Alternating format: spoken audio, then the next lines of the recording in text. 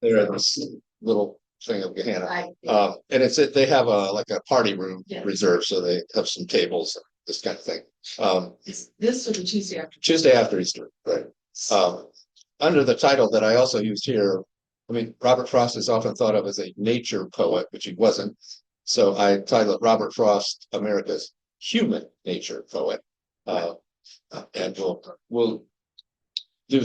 I've learned now that when I started doing this about 40 years ago, many people knew who Robert Frost was. That's probably many of us, but the next generation still did not really know much about Robert Frost. Vague sort of memory. So now I'm interested in sharing some of his biography and where he fits into the whole American story. He was like, I don't think he was ever. We just lately started having poet laureates, but he was the poet consultant for the Library of Congress for a time. Things like this. Anyway, yeah, if you're interested, I can tell you more about it. But okay. But that's not why we're here.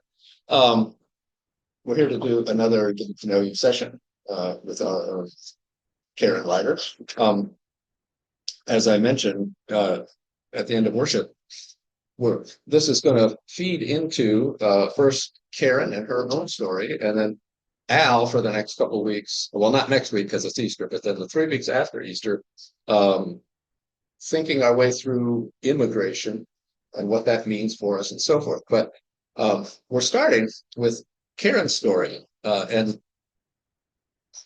I've always been informed by a sentiment from Carl Rogers. If you know who Robert Frost was, you probably were the same era of Carl Rogers, famous psychologist who said, "What is most personal in the end is most general," and he believed that in his counseling therapy work with people, if you went deeply into one person's story, you could then learn. You had the opportunity to learn all about human nature in general. So every time we do one of these getting to know you things, and as Karen and I talked the other day, and I got to know story better, I thought, yeah, if you take a deep dive into someone's journey and story, down there in the groundwater that feeds that story is the same groundwater that all of our stories kind of blossom out of. And I'm always interested, and we'll see again this morning, how much we connect one person's story to our stories, to other stories, and so forth. But especially as we start, and we got into Karen's story because you've done some moving around in your life, domestically and internationally and whatnot. What does that mean to go from one place to another and adjust and adapt and what happens? So with that, starting right, I don't know. It always seems like a good place to start is. Well, I almost said my name. Where did you grow up? But that's on the assumption that we've all grown up, and I'm not sure that's true. Where did you spend your earliest years, and who surrounded you, and what was your family stuff like in the beginning? I am from a small town in western Pennsylvania. It's on the Allegheny River called Emlenton. And the time I was there were about 1,200 people in it. And I like to say I lived 2 miles away in the suburbs. So I'm the oldest of 6 kids. I lived there until I went away to college. I consider we were very fortunate that both sets of grandparents were within a couple of miles of us. During the summer, we'd walk 1.5 to 2 miles to my one grandparents and go swimming. And then Mom would come and pick us up, or we'd walk back again, walk or bike ride. So that was one of the things I always think of until Interstate 80 came through. And it sort of cut off the road. So you had a multi-generational kind of upbringing in the early years. Yeah, both my grandparents. Then in late 60s, my grandmother died, and my grandfather then got a single wide trailer, and we put it on our property. So he was always there. We had 8, 9 people for dinner every night in a small ranch style home. Wow. So, plus dogs. Wow. What, So he was always there. we didn't talk about this the other day, but what did that contribute to your sense of who you were or who you became, having 3 generations together and having really good contact with grandparents? Not everybody has that experience. I don't know that I thought about it so much until after I was grown and we had our own kids and we were in Germany and they didn't have their grandparents, where my other siblings had, and their kids had at least my mom and dad nearby, and they would always spend a week with them in the summer, and we didn't have that. So, So, well, we get to the Germany Said stuff. something. I had my grandparents next door, which is probably why we're here. That's why we're in this church, because we were sitting in Indianapolis and going, we can't be grandparents 450 miles away. I was gonna say the reason you're here, And like, the reason you're here existentially is probably your own parents, but that's a different story. So, but no, why you're here in Columbus? Here Okay. in Columbus. All right. Interesting. Well, so much of the biblical story has to do with multi-generations of people, Mhm. and as people came and went and that sort of thing. So, and it's an unfair question because it asks you to imagine what would your life have been like had you not had grandparents. Well, you can imagine that, but you can sort of, because you got to a point where you weren't in that grandparent role. They weren't around either. Yeah. Wow. Yeah, Okay. Well, that so was strange yeah, to not have when they that. started going away. Did, what was it like with the people in your town of 1,200 and the burbs, whatever? I mean, did folks tend to stay there for the duration of their life? Was there a lot of coming in and going out, or what was the climate like? I guess it's kind of mixed because I grew up with people that had been there all of my life and even beyond, including 3 of my siblings. In fact, my brother lives in the same house that we grew up in. But still, the town sort of dwindled some because younger folks moved out as they finished school. But then the community developed tourism, being on the Allegheny River and doing a lot of boating on the river. We had a lot of people coming up from Pittsburgh, namely Pittsburgh, to do hunting, to do fishing, just camping nearby, not exactly in Emlenton, but in the environment. So it's sort of gone both ways. There's a lot of changes there in the town now. I'm not sure I really know a lot of what's going on. I think of that as a rural environment. Yes. One of the things I learned when I was teaching a course on rural history is that we tend to think of rural as just farming, but places that are tourist attractions often have a rural economy with a lot of people coming in, but the folks who are there, kind of tied to the place. What were when you were growing up there, whatever, what was your vision of what life was going to become? Get into whether it became that or not, but what did you contemplate as you thought about the future? Oh, about middle school, I started wondering, okay, well, what am I going to be when I grow up? What's it going to be like to grow up? Where am I going to be? And as a couple years went by and I started thinking, well, I could be a teacher, but I wasn't really interested in that. But at that time, we didn't know what kinds of opportunities were available. So teacher, nursing, that's what you first think of. Then I started just thinking a little bit more. Well, I could be a pastor. Nah, I don't want to do the sermons.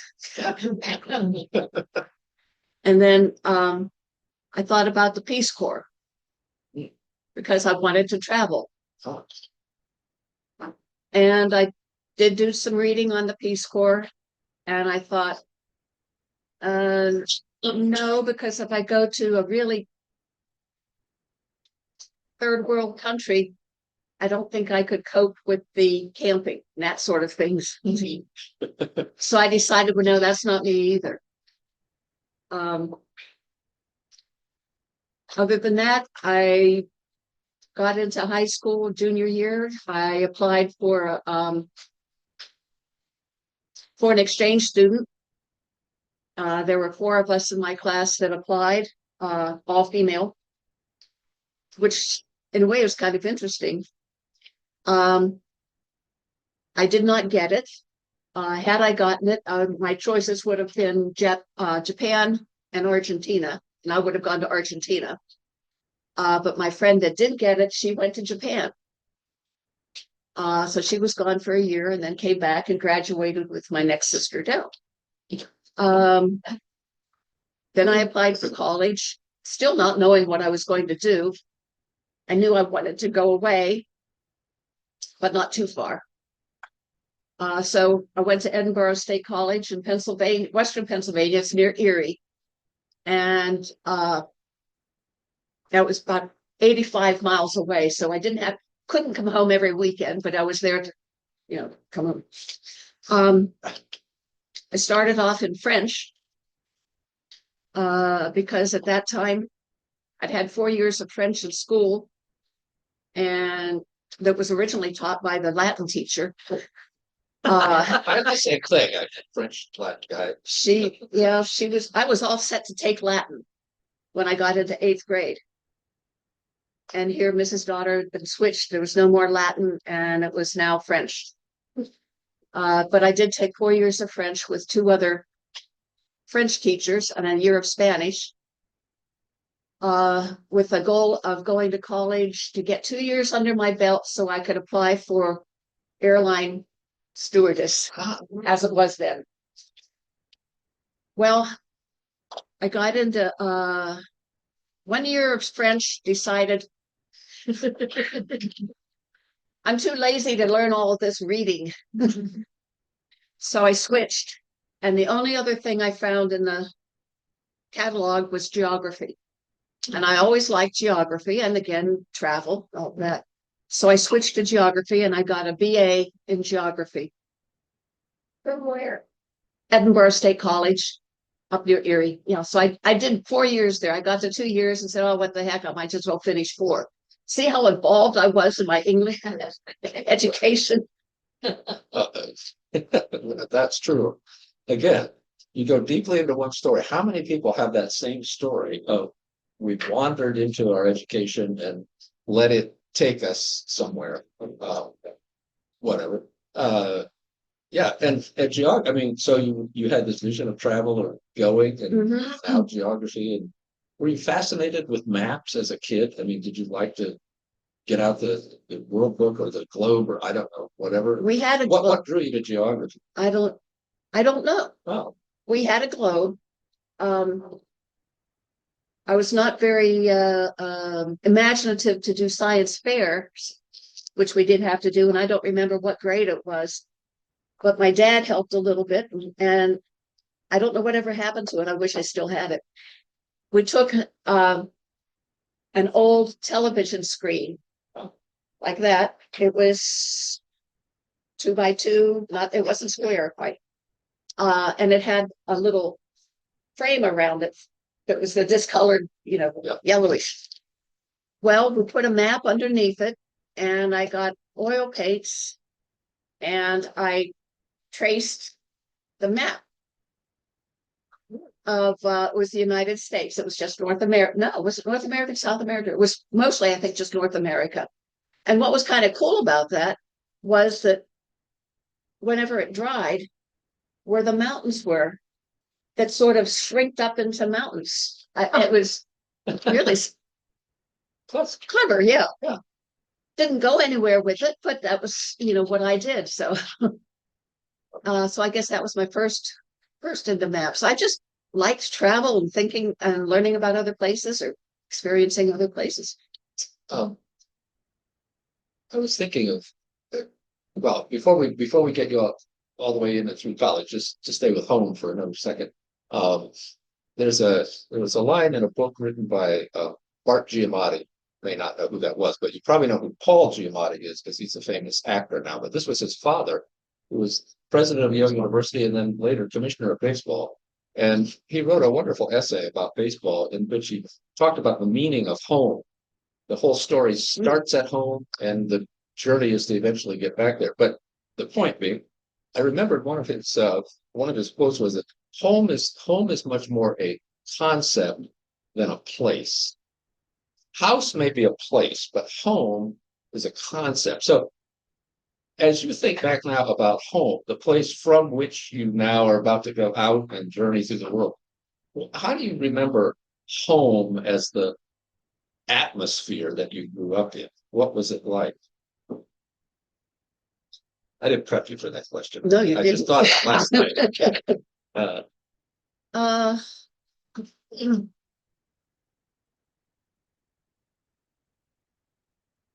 I'm not sure how to really describe it. Mom worked after we all got into school. We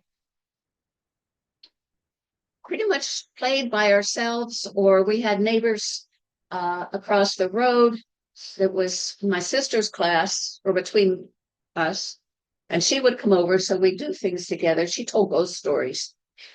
And then we had neighbors on the other side of what eventually became an Interstate 80. And we used to get together and play. They had horses. So that's where I first did any riding. Then we got horses. But my one sister, or two of my sisters, actually gravitated to them more than I did. They knew that I couldn't control them.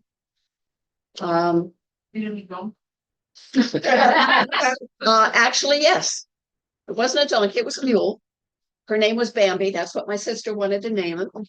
Then we got our first dog, and the dog's name was Bambi.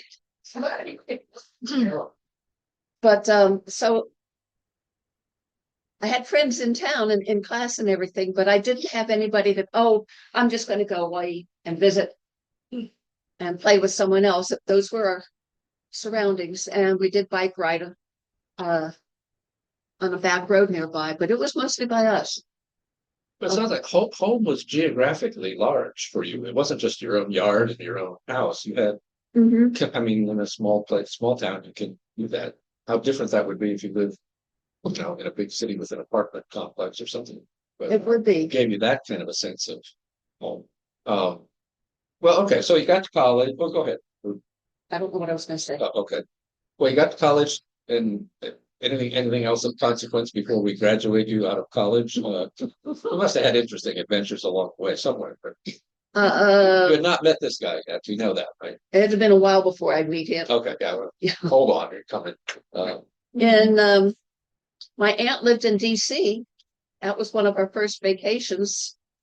We drove. I don't know how many. There were at least 4 or 5 of us. I don't know if we had 6 yet or not. I can't remember the date.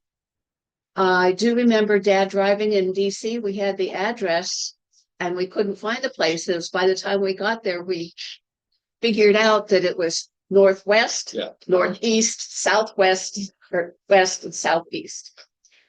Eventually we found her. So that was one of our first forays visiting. We did Gettysburg. We also did a couple of vacations in Nag's Head. But other than that, it was day trips that we did. What was your question again? Oh, anything else interesting in your college? Oh, anything else? I worked on campus I worked on campus and work study for all 4 years in the art department, which I really enjoyed, and I maybe should have taken a hint from that as a student secretary, but anyhow. Then during the summers, for 2 summers anyhow, 2 other friends and I stayed on campus and worked because there wouldn't have been anything back in Emlenton. Then the third summer,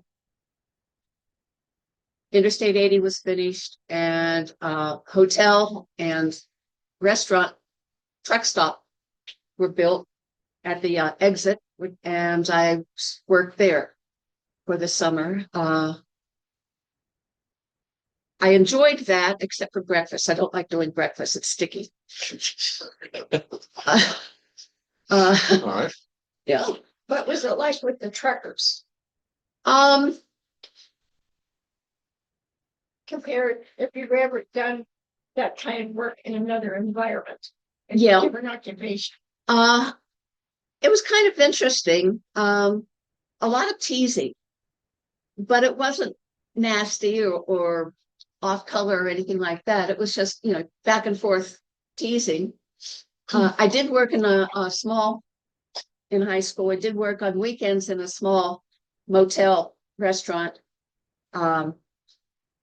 That my neighbor would pick me up and take me there. And that during hunting season, which is early November, was interesting too. And it was really quite busy. And the hunters, I think I prefer the truckers. Interesting. Yeah, well, that I was actually thinking down that path of what kind of, and this has been part of other people's stories too, what kind of jobs you had and the, what occupations kind of helped to shape you into the person you are. So you mentioned some of that. But what else was your work like? Well, and what kind of work did you then fall into with your geography degree after college? People would ask me, what does a geographer do? Are you going to teach? And I said, no. And I said, my geography of Middle East professor said, geographers geog. Geog. So take that as it is.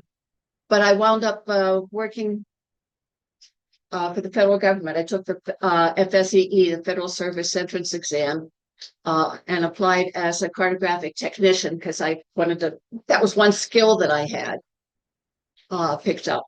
And before I was accepted as that, I worked for a hospital in the radiology department as a secretary, not quite secretary, but receptionist and scheduling appointments and such. And I was there for 4 months, and then I got the call to go to Reston, Virginia, which is a suburb of Washington. And I went down to work for the U.S. Geological Survey as a WAE when actually employed. So I only got paid when I was there. And it was just for the summer. It was a temporary for the summer. And it was in the cartographic or geography program and doing illustrations and working a little bit with land use mapping. They were doing some research on land use mapping using Landsat satellite imagery, infrared or infrared photography. And then we would go out into the field in small plane and try and field check and see just how accurate we could be on the Landsat based on the real life going and taking pictures. So I did several field check, that way too. Then we reorganized what seemed like every 2 years, whether you needed it or not. And I wasn't doing graphics anymore per se. I became the head of a cartographic unit. And that was fine for a couple of years, and then reorganized again. And I was the liaison between the geography program as it used to be and the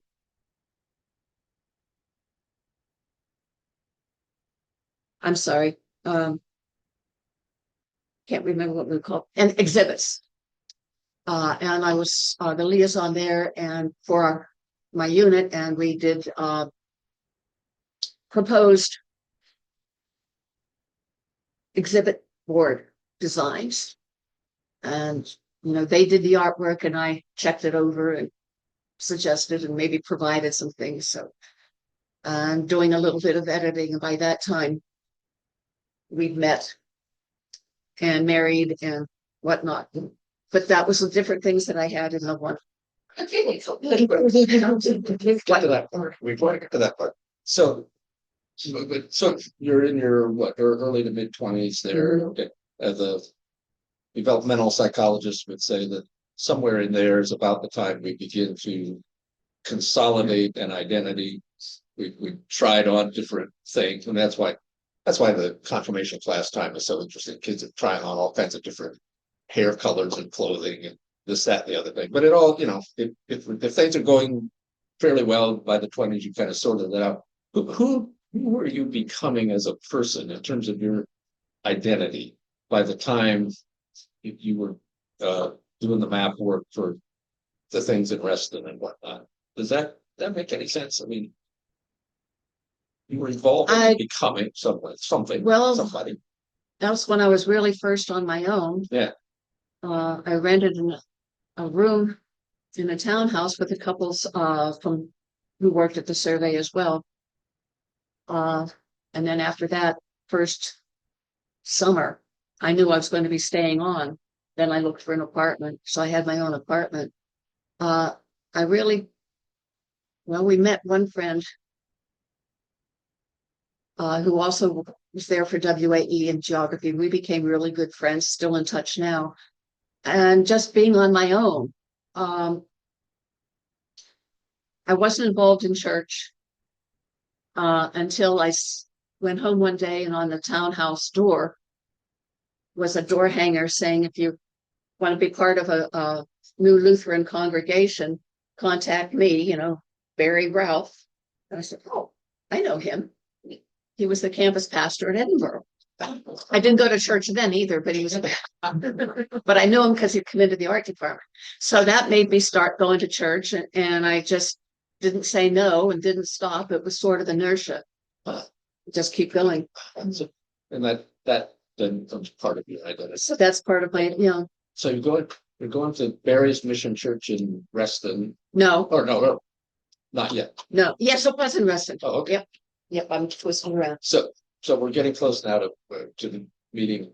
Somebody. Yeah. Well, you want to give that part of the story? I mean, this becomes. This is where the real stuff's. Yeah. Well, again, the developmental psychologist would say once you've consolidated a sense of identity, one of the first challenges in life then is how do you share that identity with somebody else? And so got that. And there you go. Well, so what happened?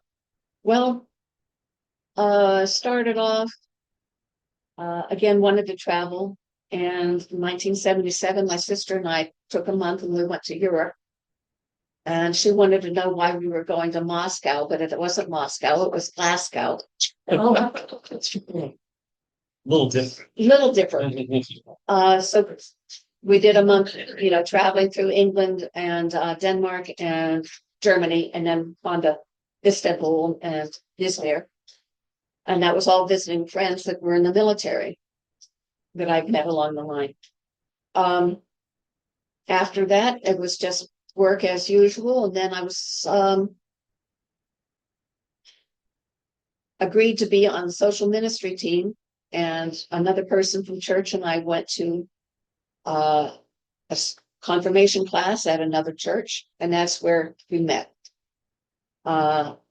We did a debate on the Nestle formula. What's the Resolution. Nestle formula? Back then, Nestle was pushing powdered formula for women in third world countries rather than nursing, which is not very a good idea because the water was not always good. Most of the time it wasn't. They didn't have good water. So you're mixing bad water in the formula and you're giving it to the babies, when actually nursing would have been much better for them. So we did a debate and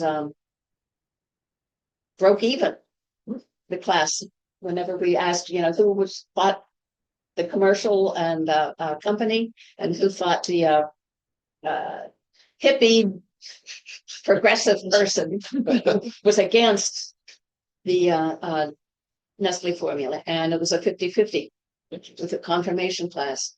You could add you and Judy took roles Yeah, and Karen came with the hair up and briefcase and all, you know, she was Corporate. conservative and Judy went into hippie here.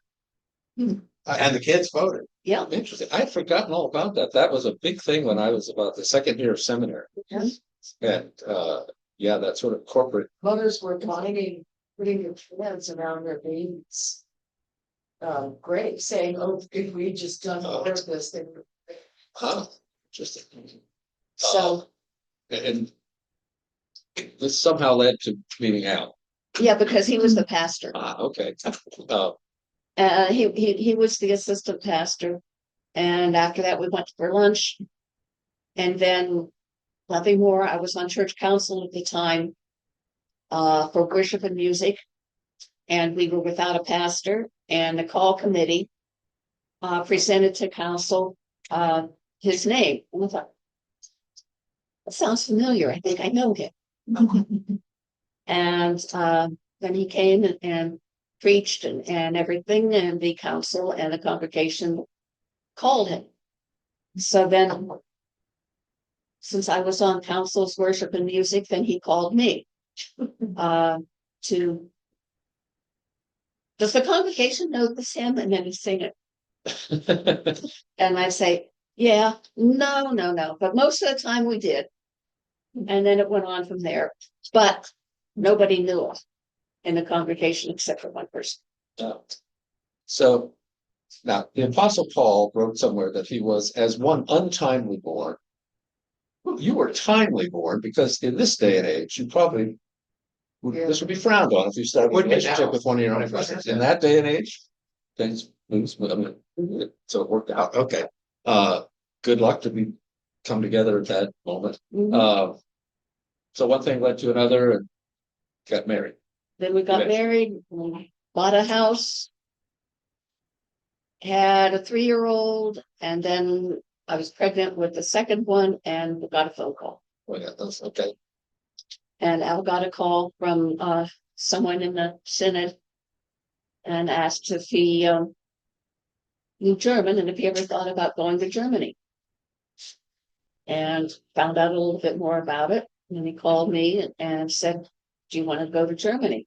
Not thinking that I would say yes, but I said, yes, let's go.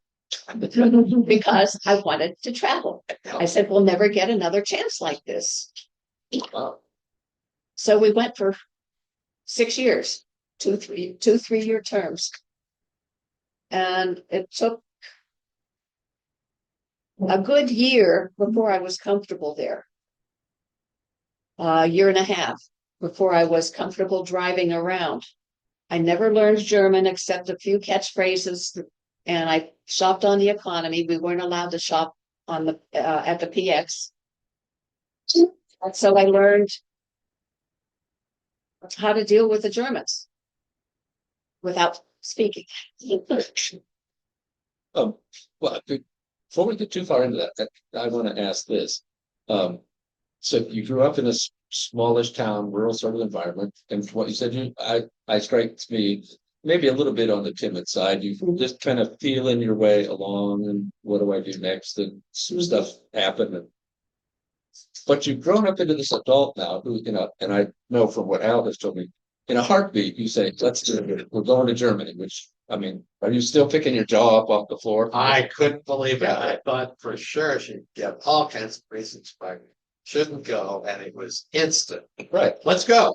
So what helped you get from the person who's just kind of feeling her way along to somebody who can just say, let's do it? One, the strong pull to travel was probably the biggest thing. My sister and I went to Europe for that month, which was a challenge. And that I did out of, well, everyone else that I'm working with has already been to Europe. I want to go too. And so that helps. And it was I just want to see and learn what's going on in the world. Or meet the people, learn what the customs are like, what the land. I wanted to see the land, the environment. And it was a big curiosity with that. That's what I liked. This made me think of, Abraham and Sarah, the Bible, and Abraham gets the call, but as far as I know, Sarah didn't say, "Are you kidding? No, no, no, no. We're gonna yeah, okay, let's do it." And suddenly they're on their way to change history. I mean, you had to do this together, obviously, but you sounds like initially took even more of the lead than Al did, and let's try it on and do it. Uh, Maybe yes, maybe no. okay. He already knew German Oh, okay. and he did all of that, but that was my gut instinct, say yes. Then you start and think about it. Yeah. My mom wasn't real happy because we were taking a brand new grandson with us. But they still supported us going.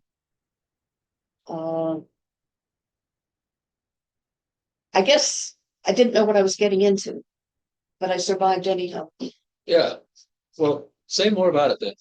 You were there for a total of 6 years. 6 years. The last 3 years we didn't go back. So the last 3 years we stayed in Europe. We did not have any home leave.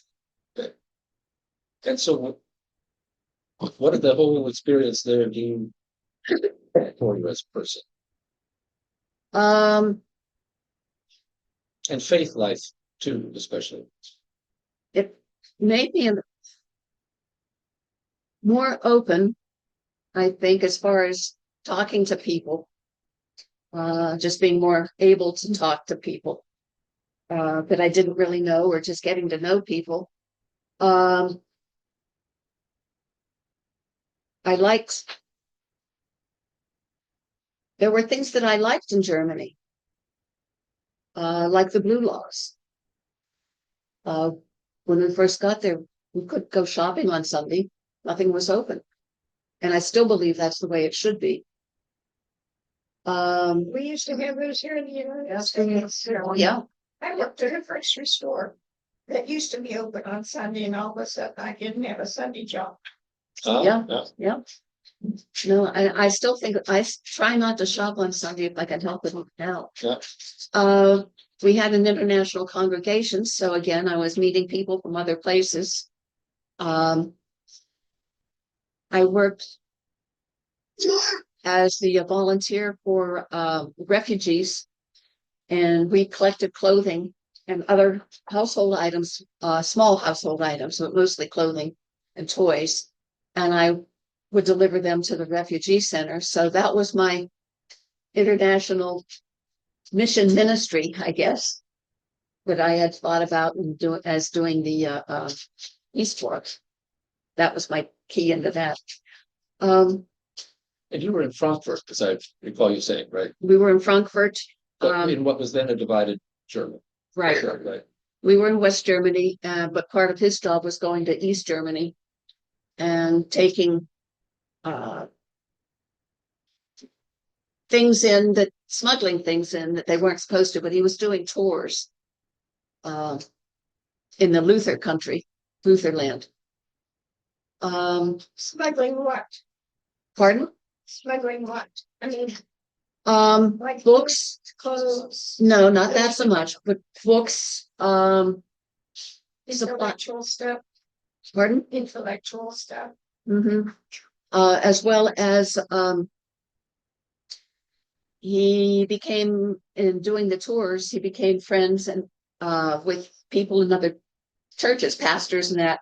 And there's antique books and everything, and they didn't have the East Germans. They weren't allowed to take care of those books. And so he smuggled in the oil for the leather books, glass cutter for Martin Luther's. Including Luther's personal Bible. That's what, yeah. Wow. What? Yeah. Yeah. So that we never took the boys in until after the wall came down. We didn't want to risk getting caught with anything. I went in, but we had babysitters. That was also seeing how they had to live and how they were, in a lot of ways, still optimistic. Much like I learned the people in Haiti, where they didn't have anything and they were optimistic, even though they kept hoping something was going to get better. And I found that to this be very similar to the East Germans, even though they were oppressed, they just made the best of it. So you were there when the wall came down, that was 89. 89, Yeah. yeah. Okay, so what was that moment in time like for you? I stayed home with the boys, and Al got a phone call from a pastor that he knew in the East and was invited to come to the wall. So I said, go. Again, you'll never get another chance, something like this. And so I stayed home with the boys, and he went and drove to the wall, found his friend, and then brought him home with us, Oh, or with him, and stayed with us for the weekend. And he preached in German, and Al translated that Sunday in school for church. The next weekend, he came with some friends, and we asked, what would you like to do? What do you think he said? They wanted to go to the airport to see the large planes. Mhm. So that was an eye opener. Some of us do that in Columbus. So We've had some big planes come over the years that are unusual. The presidential plane came, because I came one time not to see the president, I just wanted to see the plane. so But this was, they had not been around each other. they hadn't been allowed to travel. They could go into the West if they had family in there on birthdays, like the 50th or the 60th birthday of someone, but they had to get a pass to go over, and then they had to return. They could be there for 2 days, something like 2 that. days, and they had to have an important person in their life stay in East Germany. So they forced to come back. Yeah. Yeah, They didn't have that other person. they No wouldn't have been permit. able to go. No. Like a kid or a spouse or Mhm. grandparents. We also met people that had in the West who escaped from East Germany. We had, but it was Barents, Parents and his family, yeah. how they escaped. That was before the border was closed. Yeah, He was able to leave. but as the wall had gone up, or you know, it was going up, then they were able to leave. And it was Uli then who parents, Pastor Uli was the one who stayed with us that first night. right? And it was his mother and a sister, I think, went to Stuttgart. They went into the West to Stuttgart because her sister was having a baby. The wall came up, everything closed, and they never saw each other after that. That's the kind of stuff. Her husband was at home, and Mhm. Uli was at home. The little brother and the mother went to help the sister. The wall came up during that week, and they never saw each other again. Uli's brother was at the border the night I met Uli at the border. And that was the But first. he came home with us, not his brother. Isn't that amazing? So Well, I'm thinking Robert Frost again. It's something there is that does not love a wall, that wants it down. mhm. And well, okay. This is not the end of your life.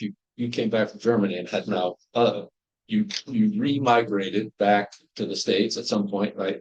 And so where did you land? And especially what was it like having spent time abroad? I've often thought, somebody said to me before I did much traveling, but the reason to go out of the country is not to find out about a new country, although you were there long enough really to do that. But even if you're 2 weeks in Paris or something, you're really learning about where you came from. Mhm. And I think so when you come back to the United States after 6 years out, what's that like to land here again? And then what were you doing at that point? Well, culture had changed. Yeah. Before we left, one member of the church said, "Oh, when you get back to the States, you'll have to go to Walmart." And I said, Walmart, what's that? Um, folks, we were told that they'll say, oh, how was Germany? What did you do?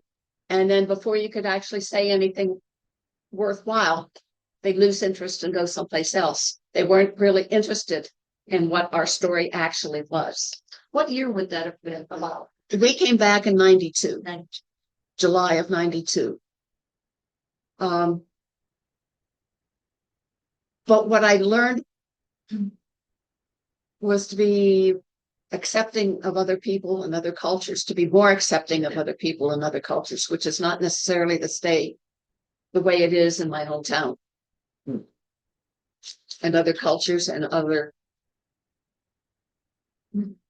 people and their backgrounds.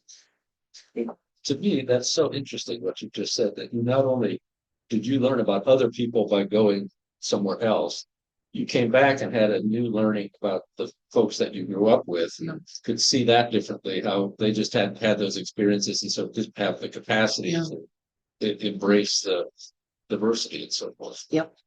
Yep. That huge piece of that. Yeah. What was it like for your sons? Did they be bilingual? Oh, were you? Oh, yeah. Our older boy did 1 year, I think, in German preschool, and then he started kindergarten at an international school where the classes were in English, but they were required to learn German, and it was with kids from all over. Our younger son went to German kindergarten for 3 years, was the only English-speaking person in his class. And Al would go pick him up at noon and see him talking in German to the other kids, playing in German to the other kids, and would speak to him in German, and David would answer in English because compartmentalize. At home, it's English. At school, it's German. They don't speak it now, but they both took German in school, and it's still back in the back of their minds. It's still there. What else? I said I never really learned German, but the German that I did learn was to survive on the economy. There was one day, I told this story, there's one day whenever I had the 2 boys with me, we were walking up the street and they were ahead of me and they ducked into the phone booth, and there was this little old lady.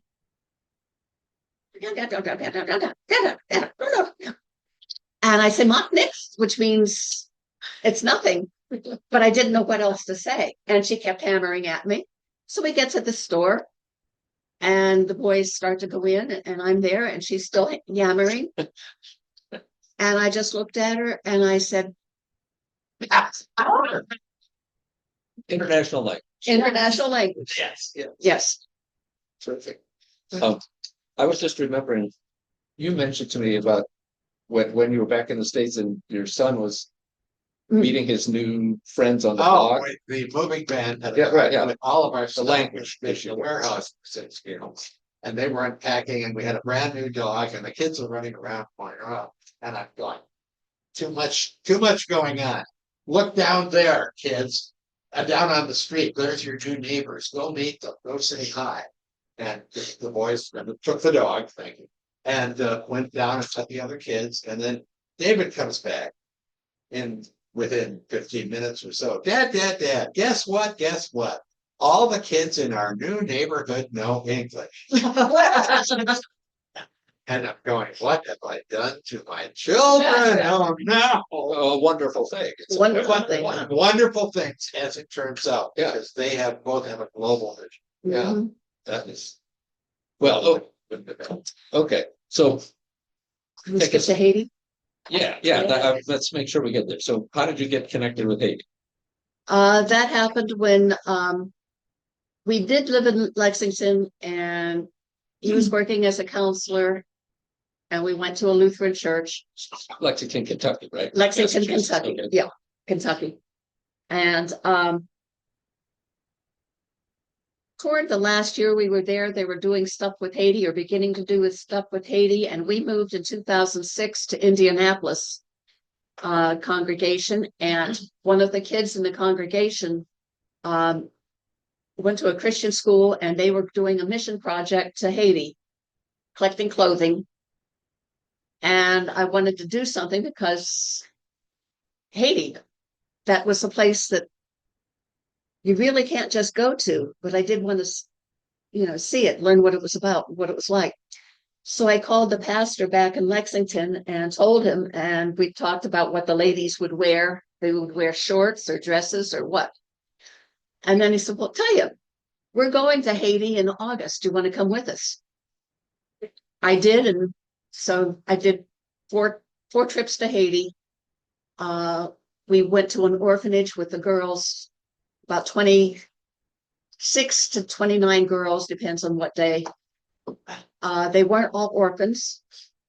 Some were, and some were dropped off by the parents or the person that was supposed to be taking care of them, like an aunt or something, because they couldn't afford it. They couldn't support child. It was fun meeting with them, and they were, one silly little story was one year, the second year I went down, we went to the beach. Well, I tan pretty easily. And I have short hair, but it's not curly. It's real wavy. So we went to the beach and got back and sitting at the school for the orphanage, and a couple of the girls came up to me and they touched my hair. Tried because they never seen someone that dark with Straight hair. straighter hair. Yeah. So that's another eye opener. I mean, I've had it. That's very cross-cultural Yeah. kind of a thing. Yeah. A blanc, as they call white people. There we're called blancs. Yeah, Yeah. but you weren't blancs, you were Tans. tannic. Yeah, interesting. So we met 4 young men and we decided to sponsor them. They came, sponsored them for university, and 3 of them went to university in Port-au-Prince, medical. They all finished there. Johnson, who was the one who was 4th in his class, was accepted into a program to go for 2 months, I think it was, to McGill in Montreal and do his anatomy.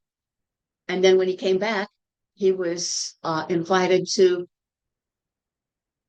tutor the other kids in his class with what they couldn't get on campus. So he became he was the stellar guy. He got to the United States, did some internship, formal and informal, in medicine. We introduced him to the medicine in doctors in Lexington and in Indianapolis. Right now they're almost 30, those guys are. Right now he is doing his 2nd year of residency in radiology at the University of Kentucky.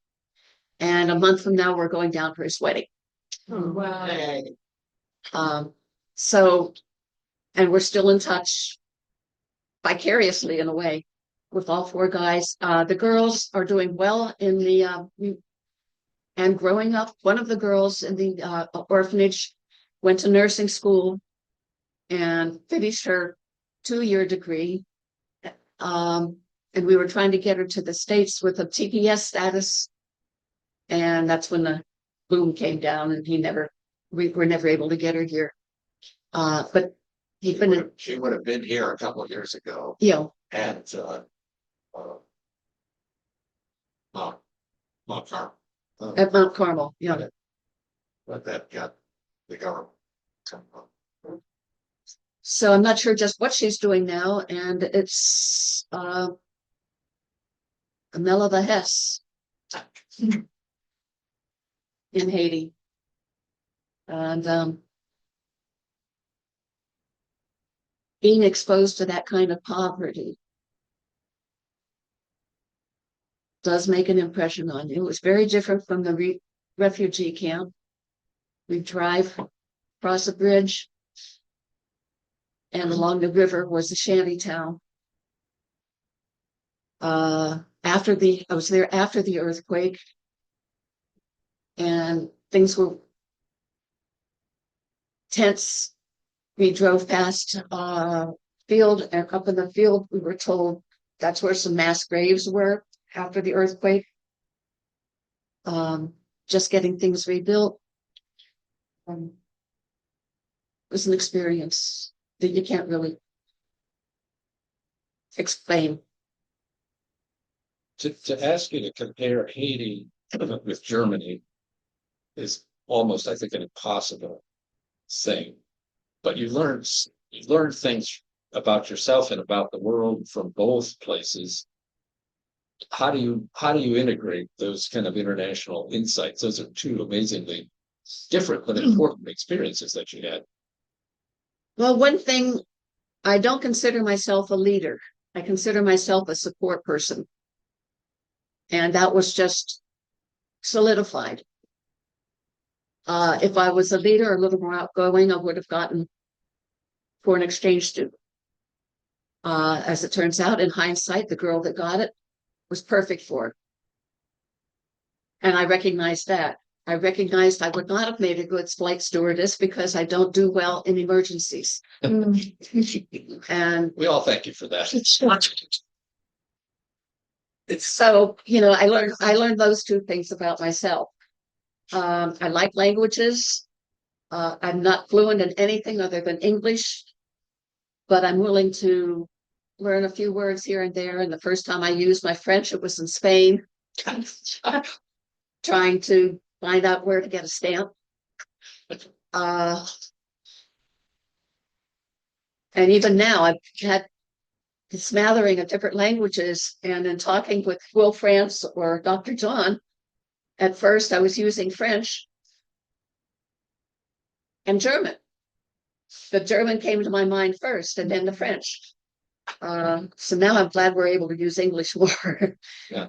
But I have learned a little bit of Creole too, just in working with or having been with the 4 guys from Haiti. I don't know what your question was again. Well, yeah, It's those how you brought all that together. Yeah. So we've got just a couple of minutes. Yeah. We need to wrap up. From you've been here, you were there, you came back, you went. I mean, you grew, migrated. That was part of the whole picture here. What's on the horizon now? I mean, you're into latter chapters, not the last chapter of the story, but the latter chapters. Where is all this taking you now as the future unfolds? Well, I think one place is here and working with the Haitian families because of my past experience. And I wanted to be involved with that. Again, I'm not a leader, Julie. And tell us a little bit about your experience with the Haitian people. How do you interact with them? Why are they here, or how are they here? They are here because of all the gangs in Haiti. I think that's, About it? pardon? Do they tell their stories and talk about it? Are they open, or do they? Dr. John has, I don't know all of Will France's story, but I do know that his hometown is overrun by gangs. And his sister, who had major surgery, did not have it in her hometown, but she went to another town and had the surgery. So it's not a place where you want to be. I enjoyed being there and seeing the different types of interactions and not really being able to believe some of the stories that I heard of case in point, pastor that was there with one of the mission support, and said they were having Bible school one year with the kids and walking down the street, and some gang members had someone that they beat up and then set them on fire in front of the kids. So it's stuff like that I never experienced visually, just through osmosis. And yet the people in general were optimistic. They were friendly. We had to teach the boys, the guys, we always called them the guys. We had to teach them that if you're going to be with us and if you're going to go to America, you're going to have to learn how to sweep the floor, do a little cooking, because you're not going to have your mom there with you. She's not going to do it. You're going to have to learn to do it. So that was an introduction for them to Western culture, to our culture. If I could just have one note to that, I've said before, I've been to Haiti twice. I was there on the day the earthquake happened, just by circumstance, and then went back the next year. One of the things that distressed me the most was after the earthquake, money started to come in from all corners, got to get this to Haiti. Our government tended to say, we're not going to release funds until we know that it can go into the proper hands. This is not the way most of the world works. You budget a certain amount of graft that's going to happen, because there is no really structure. There hasn't been for several decades any structured government in Haiti. It's local tribal sort of things, gangs and whatnot control. So to think that you're going to hold off aid until you know there's somebody who can handle it right, you're ignoring what only a story like you've told can help us understand that. That this is on the ground. This is just the way stuff happens or doesn't happen. And so we have to open ourselves to the possibility that, some of that money is going to disappear. It just is. But do you hold back on helping because of that? That's sort of egotistic on our part, it seems to me. Anyway. Yeah, I don't think that America has really done Haiti much good service. We were responsible for importing or sending them rice, for example, and then the Chinese were sending rice. They'd get all of this rice, and you know what? The people forgot how to plant it, forgot how to grow it for themselves. That's not helping them.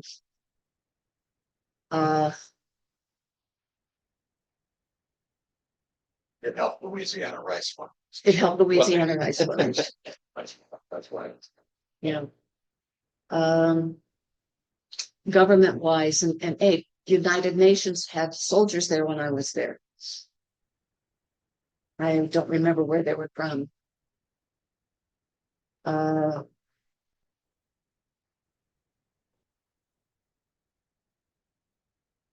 don't know how to say this exactly other than America's good. Do a lot of good, try to do a lot of good, but we're not as good as we think we are.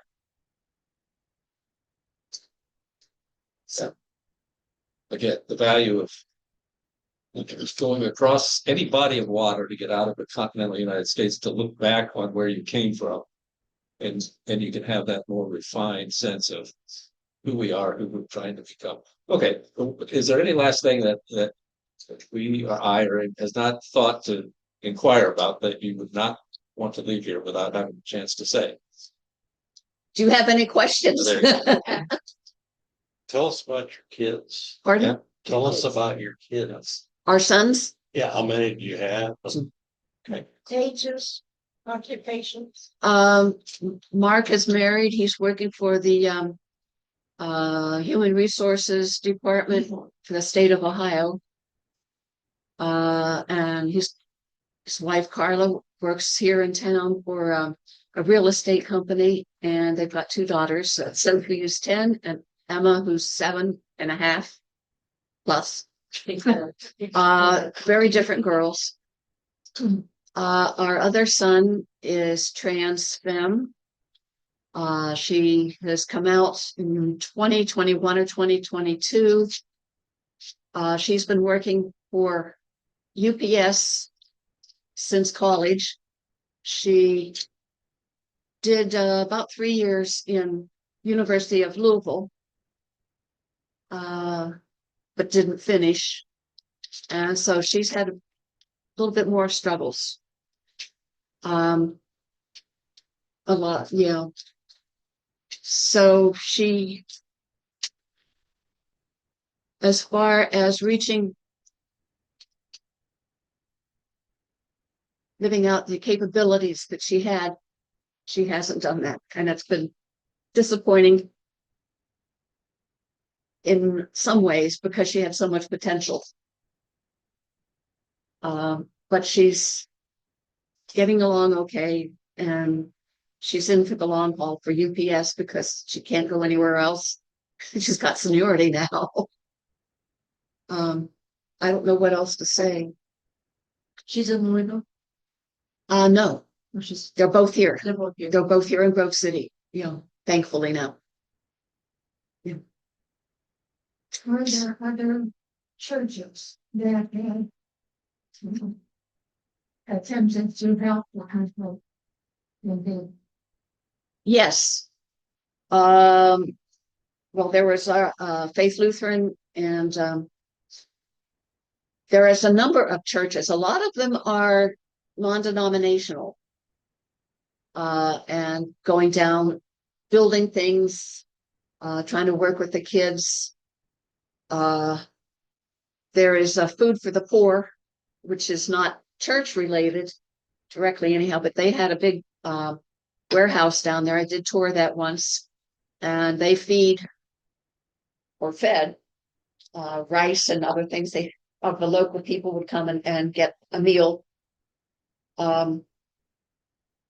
There are other churches that I have run into that have gone and helped with Seventh-day Adventist, for example, has a community that they built in Grand Key up in the mountains, and that's where the four guys were from. And they have a clinic in there. They have the high school. They built the high school and a mission. So they do a lot of good. I also think again that I've heard of missionaries that have gone with the wrong idea,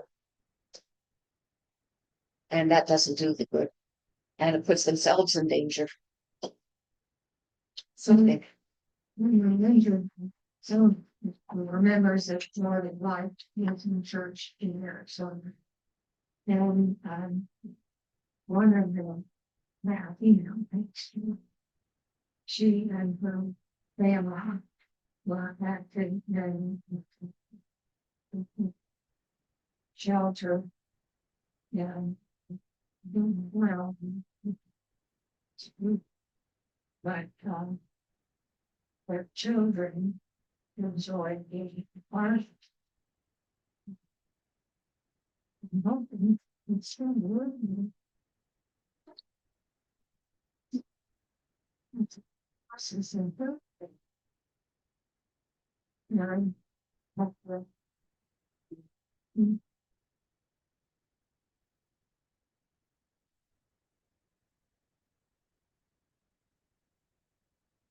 live over. in Haiti, The there's some rich people there. Yeah. They're up in the hill. Stay tuned. I think we're going to be continuing to learn a lot more about Haiti here, thanks to all these different people who've become involved. The the wealth that does exist in Haiti is a whole different story. We got a break. So last comment. All right, let's move. We just said that, they're not going with the right idea, that there are missionaries, lots of missionaries go to one off. If you could change hearts and minds of any religious folks, any who want to go to him, what would you want them to really understand and really yearn for them? If they would go there. Well, you need to know a little bit of the history of Haiti, their background, what happened, and why they're the way they are politically. Knowing some language, And going there with the idea to work along with them, not for them. Like the ELCA says, we're accompanying, we're not leading them or anything, like we're accompanying them. And I think that goes anywhere. That goes anywhere. Okay, thank you all. No adult ed next week because Easter and we got 2 services and breakfast in between and whatnot. And then in 2 weeks, Pastor Alright. Travel, right? Huh? The travel. Oh, no, sorry. Yeah, right. That's right. Thank you. Yeah, in 2 Yeah, weeks. Easter. Yeah, right. Wendy and Eileen are here to talk about their experience in India. That's on the 12th. Al picks up on the 19th. That's right. Okay. Thank you very much. Right. It's all in the bulletins and reflections and all that stuff. What they do. Okay, thank you. Okay. Thanks. Yes. Yeah, thank you.